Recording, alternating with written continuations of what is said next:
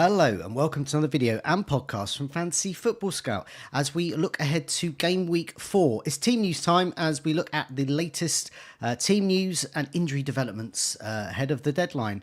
My name is Joe and as ever I'm joined by Neale, Fantasy Football Scout's editor. Neale, welcome. How are you? You good, Joe? Yeah, how are you? Yeah, Off my good. dog week. Yeah, good. Yes, just before we came on air, I was a tiny bit late because I went to get some water, and my dog had kindly left some alternative water in my hallway, which I had to clear up. So hopefully all's well now. Welcome to those that are joining us in the live chat: Sukan, Jammer, Henning, Mahomi, J77 Lag, Korean Lubega, Brian, James, Ben Russell, and many more. Thanks so much for joining us. If you just let us know you can hear us and see us all fine in the live chat, that will be great because I have no playback function at the moment. What we'll do is we're going to look at match by match and see what the latest developments are. Also, at the end, we'll do a quick sort of roundup of the key developments there. Great for you all to press the like button. If you could, it does help us out. And do remember to subscribe if you're not already to keep up to date with our latest videos and podcasts as well. And also do check out Fantasy Football Scout for members offers as well. So lots going on there, and you can use tools and gadgets which have been shown in all our videos and podcasts throughout the week to help you prepare for the deadline. Neale, okay, let's go. Southampton versus Manchester United is first up. What is the latest from Saints as they prepare to take on Manchester United? Yeah, this is one of 9 press conferences held yesterday. It was a bit of a bumper crop on Thursday, which was unusual. Pretty good fitness news. Brereton Diaz is fine. He was booked early for Chile on Tuesday, but it was a tactical withdrawal. Okay. Kamaldeen Suleiman is the only one who's actually ruled out of the shorter term ones. Bazunu is obviously long term as well. And we may see an appearance very, very soon from a 4.5 million forward. This is Ross Stewart, one of the few that's remaining. Probably the best hope for minutes of the 4.5 million crop. He's back in training, has been for some time. He'll definitely be involved on Tuesday in the League Cup, possibly sooner this weekend. So we will see him in action soon. And given how short the goals they are, you can but dream that he might establish himself as at least a bench option for Southampton. I have seen some people go for sort of a 3-5-2 setup. I personally don't like that because I like the flexibility of getting on these strikers. But yeah, for those that were looking for a 4.5 striker who's going to get some minutes, Stewart could be the one. Meanwhile, Manchester United, who I presume won't be playing in grey. That's a reference for those of a certain age. Yeah, but I mean that was at 95. That takes me back, that one, Joe. Yeah. That was that the 6-3? Yeah, was it 6-3? They were so awful playing in grey that they changed shirts at half time because they believed that their rubbishness was down to their shirts. That's right. Yeah, classic sort of Fergie excuses, that wasn't it? Yeah, United pretty much as you were on the injury front. So Haaland and Shaw are getting closer, but not ready in time for this one. Mount, Yoro, Malacia, Lindelof still out as well. There was a slight concern about Fernandes. He was sort of hobbling towards the end of Portugal's win over Scotland last weekend, but he downplayed it himself. He said it was just a bump. Okay. And you know how durable he is from the years of not missing games. And I think he returned to the club in midweek. I've not heard anything more about a severe injury, so I assume he's fine.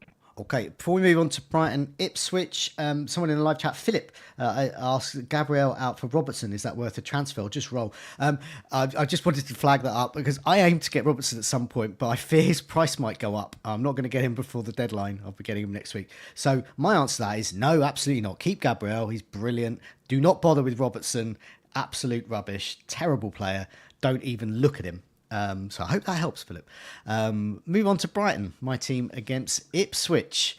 Quite a bit from Brighton, actually, because more of their play. They've got more players, more transfers in, more good players, more players on international duty. But so what's the latest with them?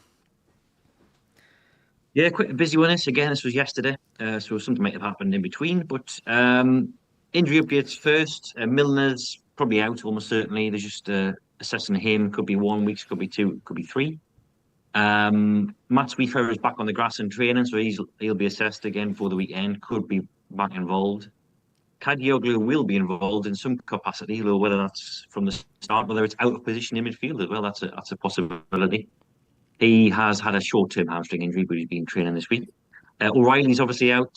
Solly March is still out as well. He's back in training, but they're not rushing him back. Been out for a long, long time. I think about a full 12 months. Veltman is fit, so that's good news. Nothing on Gruder that I've seen. I don't know if you've seen that, Joe, but I haven't seen anything more on him. He's not featured since he joined with a minor injury. And of course, the question that everyone's asking is if Joao Pedro is going to start. So nothing sadly on him in the broadcast section.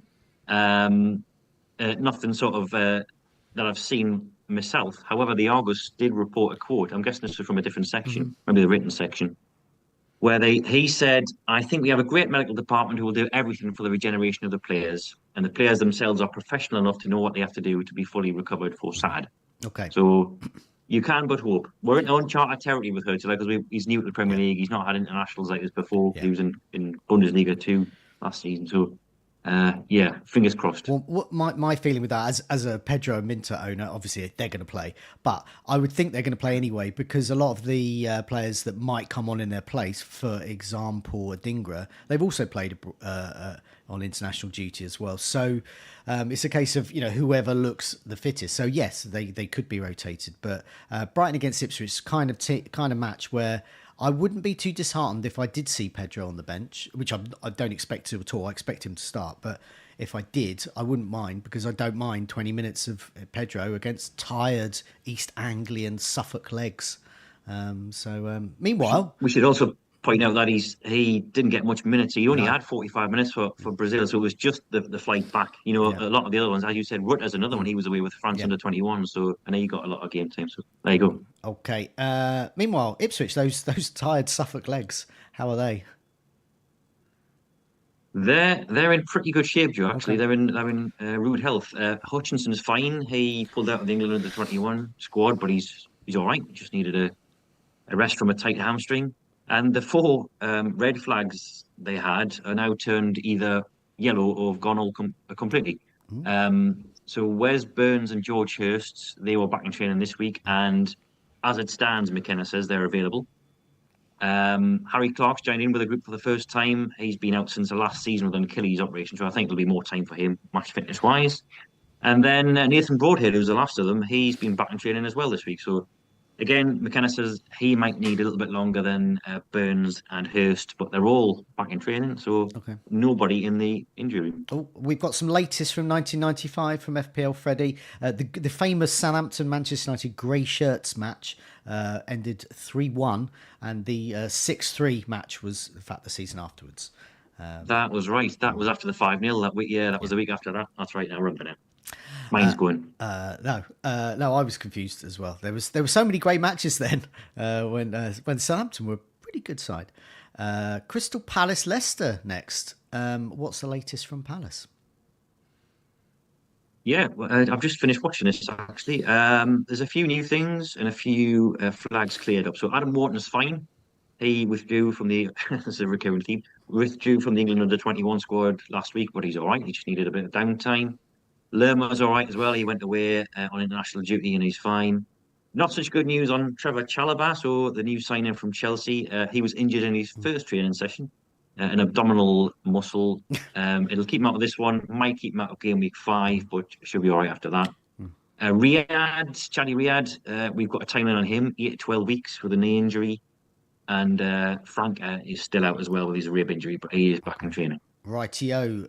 Leicester's immensely truthful manager Steve Cooper, who's playing or not. Yeah, he said that none of the squad have returned from the international break with injuries on. So, insert punchline there. Rightio. Yeah, they're all playing. Still recovering from Dak's still recovering from an ankle injury. Yeah. We do have one definite bit of team news, and that is Edouard. He is not able to play at Palace because he's on loan from the Eagles, so he's ineligible. Righty-o. Okay, let's move on to another London side. Fulham against West Ham. So a couple of London sides here. Not really a derby. They're quite far from each other. But anyway, Fulham, what's the latest for there? They usually okay for injuries. They were last season as well. Yeah, I don't know who their doctor is and their physios, but they're doing a good job. It's pretty much the same as it was before the break. One new injury to report. It's Carlos Vinicius, but he hasn't been involved anywhere this season, Okay. so it won't affect Silva's plans. He's got a calf problem. Should be back within a fortnight. Otherwise, everyone's fine. Okay. Meanwhile, with West Ham as well, what's the latest there? Yeah, Fulkrug is the newest concern. He sustained, I think it was an Achilles issue when he was away with Germany. Actually, his national team coach ruled him out for game week 4 Mm. before we even had a chance to hear from Lopetegui. He said it would just it's a short term thing, but it will Okay. take him out of the Fulham game. However, Lopetegui said yesterday that assessment was still ongoing. He said, "Let's see what's going to happen. There's a little problem, but he feels a little bit better, and we're going to see, Okay. and then take a late decision on him." So not completely ruled out. Ariola's fine. He was withdrawn, I think, at half time, wasn't he, in game week 3 with a back injury? He went and joined up with France, so he's okay. And I think Cresswell's out as well. Okay. Otherwise, Lopetegui, again, this was one of the ones that was held yesterday, so he said they were still waiting for the last of the internationals to come through the door, and then they would assess their physical and mental well-being. Okay. Rightio. Meanwhile, we have a winner for the person in the live chat who doesn't own João Pedro. That goes to John. He says João Pedro, a huge doubt. Absolutely baseless. We've just said he's not. Yes. Enjoy not owning him, John. Let's move. I'm sure maybe he does. I don't know. Let's Liverpool and Nottingham Forest next. Liverpool, what is the latest there? So they've got a new injury-ish from England under-21 duty again. It's Harvey Elliott. He hasn't featured much this season anyway. He's got a fractured foot. Slot didn't mention a timeline, but reports are suggesting it's about 6 weeks. Okay. McAllister's all right. He had a bit of a scare of his own in the break, but he featured as a substitute, I think, in that Argentina match on Tuesday. So he should be available. Chiesa stayed with Liverpool, of course, during the break. He's trains, but Slot was still saying he might not make the match day squad. He's got more than 20 players available to him, so it's whether he chooses the position or the ones that are fittest. Perhaps hitting that case is not quite fully up to speed yet. A little comment on Trent Alexander-Arnold's fitness as well, because he was substituted in game weeks 1 to 3, but then strung together back-to-back 90 minutes for England. And Slot said today that he proved he could do 90 minutes, and he's completely ready. He did say that it's good for Conor Bradley to get on the pitch at times as well, so he might still sub him off now and again, but he is fit. What's your sense of the rotation in the front three places? Do you think it will continue being Diaz, Jota, and Salah?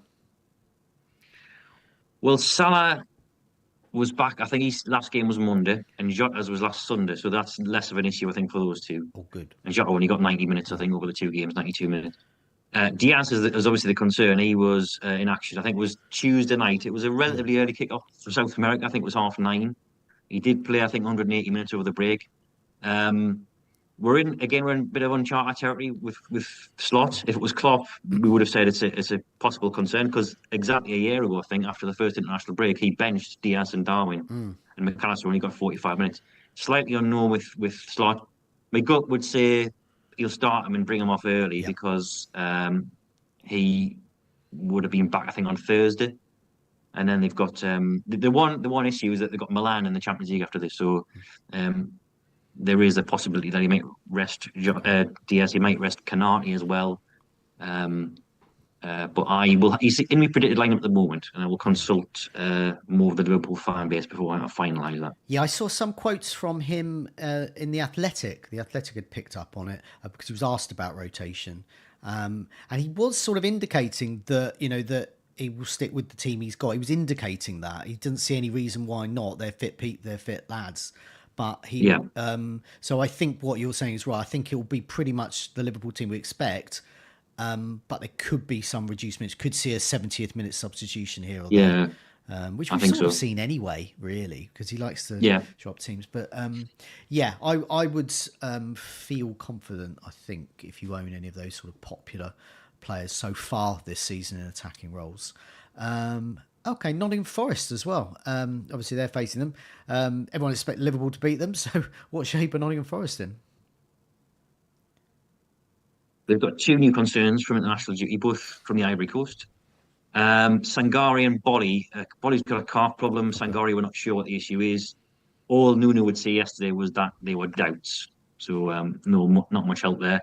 Neale was obviously out long term. Hmm. He also said they would assess the well-being of the returning internationals, especially from far-flung corners of the globe. Chris Wood's one of them. He was in action in America for New Zealand, but it did sound like he'd returned already by the time of yesterday's press conference. It was only Ramon Sosa Okay. who hadn't got back yet. So Wood, I think, had arrived on Wednesday or Thursday. So fingers crossed for him. Right, yeah. Where was he playing? I mean, because obviously he's New Zealand international. America. Oh, well, America. okay, right, yeah. I mean, you never know. Sometimes it might be like some island in the middle of the Pacific or something.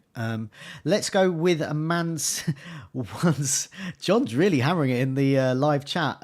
Minimum of one attacking return for JP. So it's gone from like a huge doubt to he's going to score. I think we'll be on a hat trick in about another 10 minutes or so. Keep it up, John. Man City against Brentford. Yeah, there's been some news with some unfortunate news for Erling Haaland, which Yeah. could see him not start possibly. Yeah, or feature at all. So, a bit of background: he lost a family friend this week. I think it was his dad's best man at his wedding or something like that. But he's been a very close friend and confidant over the years.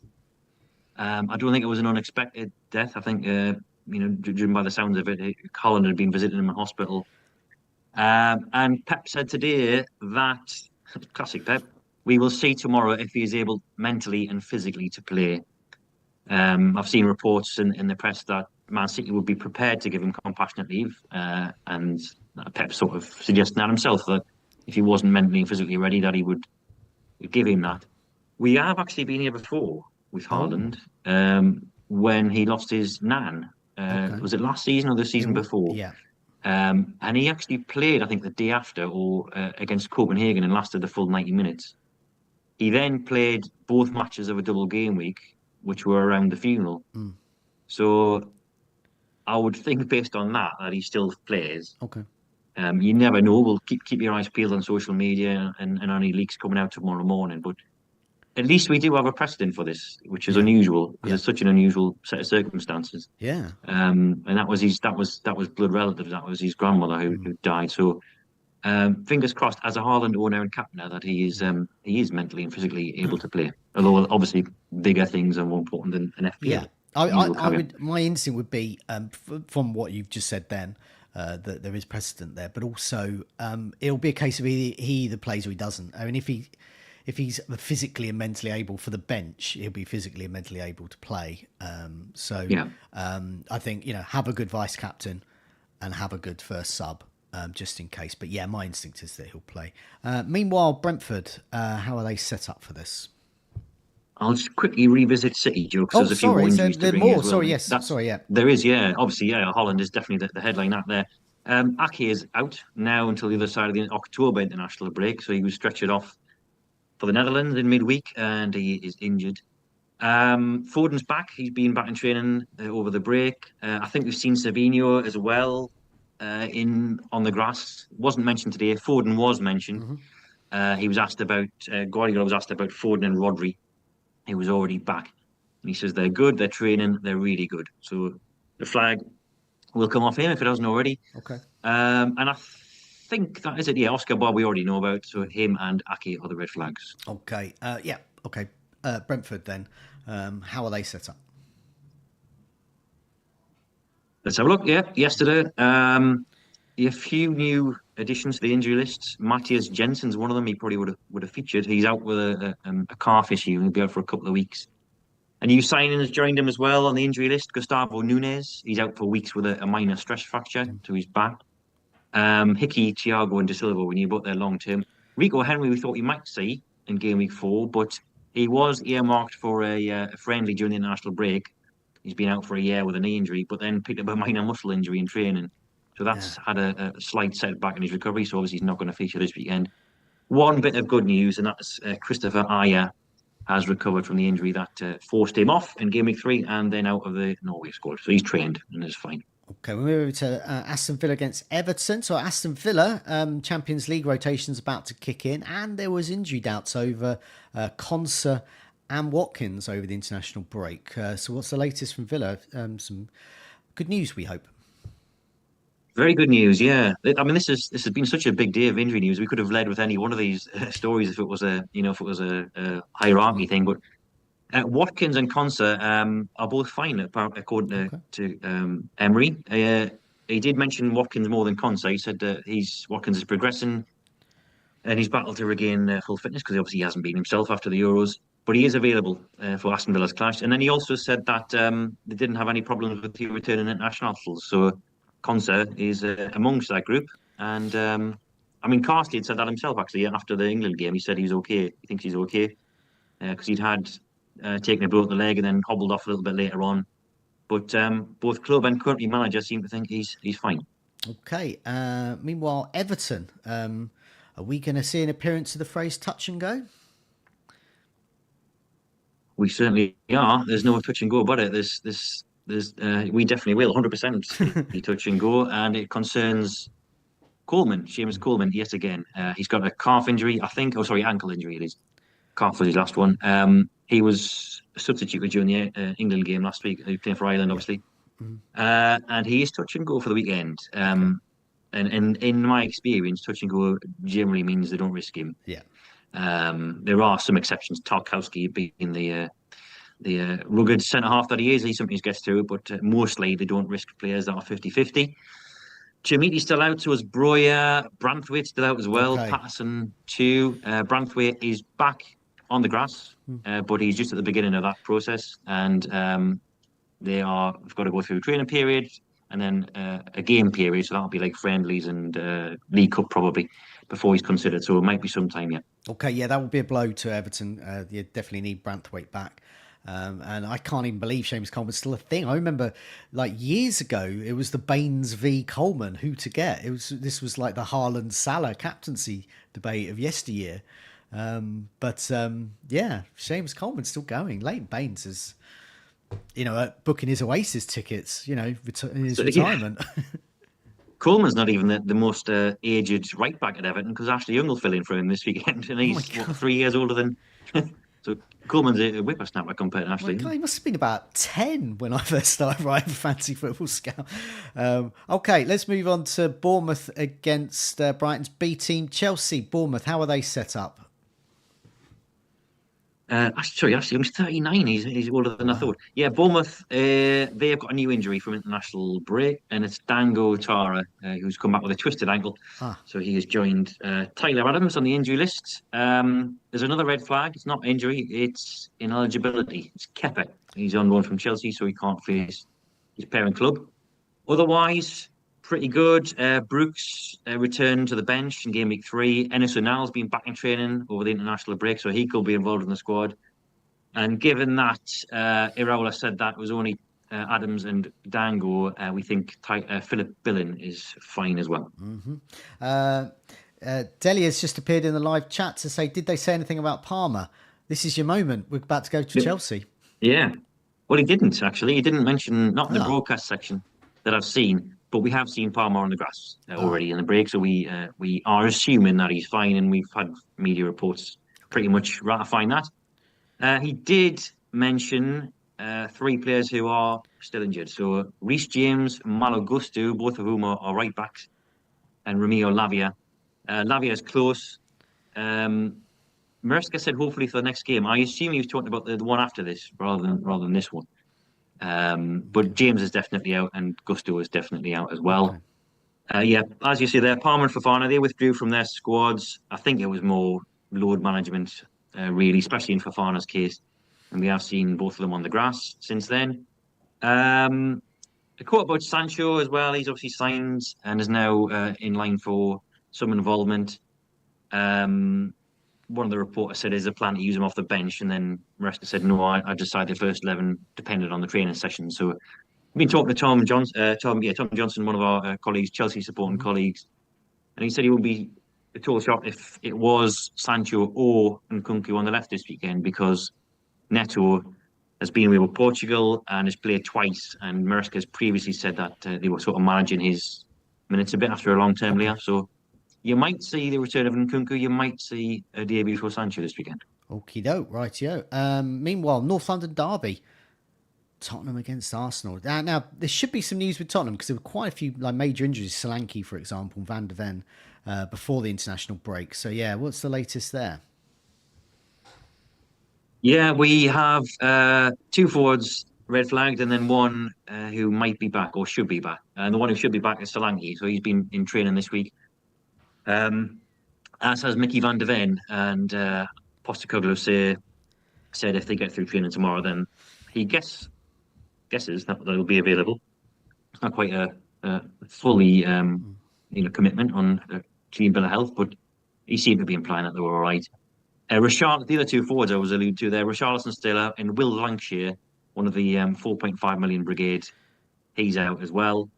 And a new injury from international duty as well. Basuma had limped out of Mali's clash with Eswatini in midweek, and he will have to be assessed. It's not serious, according to Postecoglou.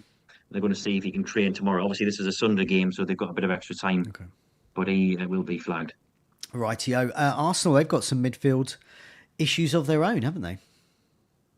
They have, yeah. Odegaard is a serious doubt for this one, and Declan Rice is suspended as well. So Declan Rice definitely out. Now, the Norway national team doctor had said that Odegaard was out for at least 3 weeks, but Arteta, being Arteta, didn't even rule out of this game. So he said this afternoon that they need some more tests to see what is going to happen in the next day or so. And then he said players with 48 hours to go are always available, but let's see what happens. So I think he's just being himself here. He's just being his impossible self, where we think Odegaard's out, but he just doesn't want to give that detail 100% to Tottenham, given that the magnitude of the fixture. It was similarly Carrion Calafiori as well. He came back. I think that withdrawal was more precautionary from the Italy squad. But again, Arteta saying this afternoon is another one that we have to wait. We finally got some pretty clear-cut team news from Arteta, and it was on Gabriel Jesus. He's been training. He's got another session tomorrow, and he said if everything goes well, he will be ready to be in the squad. Okay. Marino, Tomiyasu, Tierney, they're still out on top of all this. And there was quite a lot of praise for Raheem Sterling as well. The full quote's available on the article that's top of the site now on Scout. But basically, in a nutshell, he said he looks great. You can see the quality he's going to bring to the team, and he's going to make us better. So, given the injuries, I think he'll definitely get on the field this weekend. It's just whether he starts or not. Okay, so we think with Havertz, you would imagine he'd start front, but then he could be used in midfield as well. So I think he'll drop back in the midfield because they haven't really got many other options. Rice and Odegaard, they're two eights. It's basically Jorginho and is it Nwaneri, the young lad as well, who could. I mean, Jorginho's not an 8; he's a sort of deep line 6 really. And Havertz is the only one who's got that sort of experience. I mean, they could put Trossard back. Okay. Zinchenko, I guess, could play there, but I would think Havertz drops back, and then he will play one of Jesus or Trossard through the middle. Okay. With Martinelli or Sterling on the left. Okay, right, yeah. So that with Sterling there, that certainly gives the option, another option on the right there, if Trossard moves forward, which has worked before. Trossard as a false 9. And final game on Sunday, Wolves against Newcastle. Let's go with Wolves first. Any injuries there? Well, O'Neil said everyone's okay, but then did go on to say that Ait-Nouri and Lamina haven't trained much. They both pulled out of their squads, national team squads, with unspecified issues, and late checks will be made on them. Mosquera was sort of carted off in Colombia's game on Tuesday. It was one of those USA 94 trolleys, but it was only cramp. O'Neil said he hasn't trained fully since. So again, sending out a few mixed messages there. Okay. Traore, Gonzalez, Kalajic, they're all on the injury list. But otherwise, I think that's pretty much it. Okay, well, that's good news for Mosquera. He's someone I've definitely got my eye on for a game week 6 wildcard ahead of Wolves' good fixture run, which I think it's game week 9 and it goes all the way up to around about then, Boxing Day. So it's good, I'm interested in Wolves. I'm interested there. Newcastle, what's the latest there? No surprise that Callum Wilson isn't fit yet. Not a setback per se, according to Howe, but he's not as fit as he would have liked at this point. He thought he might have been training by now, but he hasn't been able to push into that final team training stage of his rehab. So I think a few weeks yet. Willick's a bit ahead of him. He's improving. He has been in training, albeit not full training. So he's nearing a comeback. He's only been out a short period of time anyway. Lascelles, Botman, Miley out long term. Fabian Schär's back, which is great for us. He has been suspended, but he's available. And I think he will oust, almost certainly he will oust Emil Kraft from centre half. Kraft is actually fine. He was an injury doubt. He pulled out of the Sweden squad with a minor issue, but he's trained, he's available, but he's about to be displaced by Fabian Schär. Okay, rightio.